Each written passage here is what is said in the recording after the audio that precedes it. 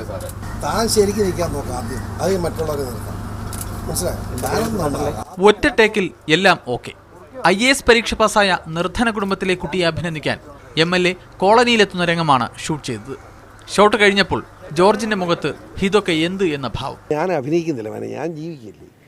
ഞാനിവിടെ വന്നു, ഞാനൊരു MLA എന്നിലും എൻ്റെ നാട്ടിൽ എന്ത് ചെയ്യുന്നു അത് തന്നെ ഇവിടെയും ചെയ്തു. അതല്ലാതെ ഇതിനകത്ത് അഭിനയത്തിൻ്റെ പ്രശ്നമൊന്നുമില്ല.